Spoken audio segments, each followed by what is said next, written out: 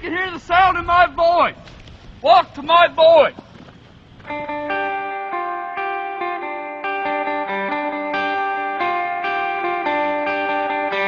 SURP stands for that chemical, biological, radiological, nuclear, and high-yield explosives enhanced response force package. The intent for the SURP is to have a capability for the governor that encompasses both search and extraction, decon, medical, and a C2 element.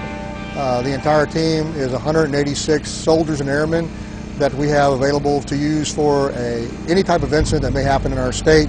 Chemical, building collapse, terrorist activity, we provide that capability for the governor.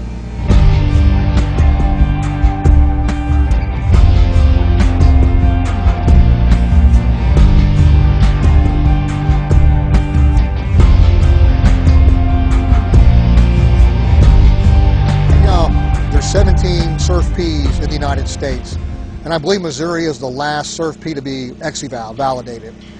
So what happens is there's a requirement for once you complete your validation, you have to be validated within a 2 to 3 year window of your previous ex-eval. So for our case, our ex-eval is 18 March of 2009, so our next ex-eval window would basically be 18 March 2011 to 18 March 2012. How that works is that National Guard Bureau, they have a team that comes out, they're called JITC, out of West Virginia. The JITC folks bring in their subject matter experts. We have folks here from Army North helping with the decon line. They bring that capability in and will be evaluated by the JITC folks. Once what happens at that point, the JITC folks will come back and they'll make a recommendation that either your team is a go or no go. And we'll take our metrics, we'll provide the metrics on a letter, and we'll provide it up to the Chief of Staff through the TAG. The TAG is a final approving authority if your team is validated or not. Well, it's important to not only Missouri but surrounding states also that we have compact agreements with. It's important to have a team ready to go at any sign of a disaster or need that is beyond the response capabilities of the local first responders.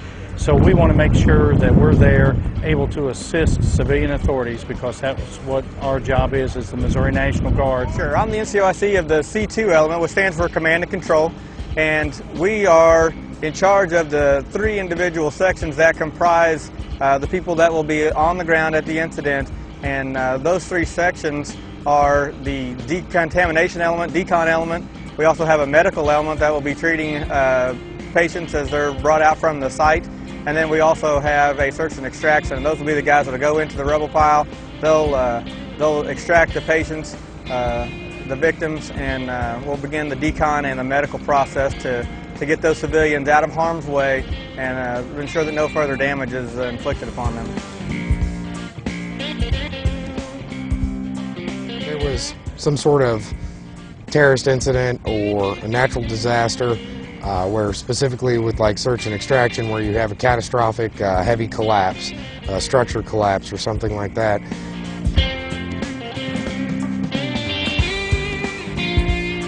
We would get, our C2 element would be notified, we'd be contacted, we'd all consolidate at the armory, move out, and the other units would be doing the same thing. Our portion is we come into the confined space or the collapsed structures, and we have specialized teams that will either breach and break concrete, whatever the barrier is we need to get to the casualty. We have special people that are specialized in rope extraction, and we also have people that are specialized in shoring for non-stable structures.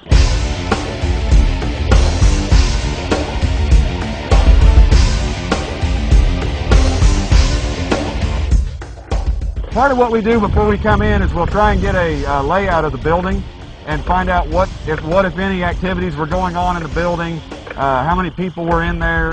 After we determine how many people were in it, then we take and we section it off so that we know what sections we've already searched, and then also we know we can section it off in the areas of the building that would be high use. We send in a recon team first.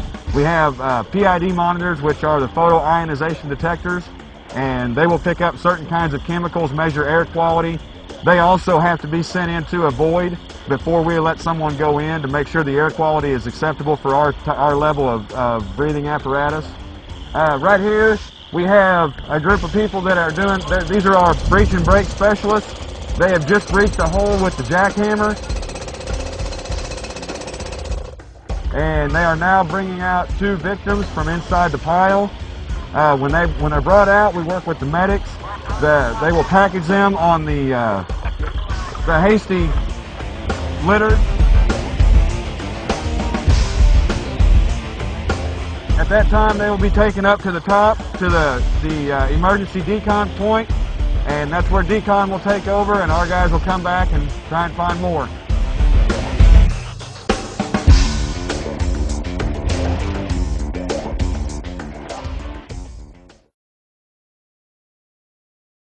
Our responsibilities are that the 75 personnel team that I'm in, that's part of the Decon unit, we have a 6-hour stand-up time to get moving and get onto the objective. If we are notified of a radiological, chemical, biological, nuclear incident, we get our soldiers into the armory, get them as fast as possible, get them suited up, and we get on the road.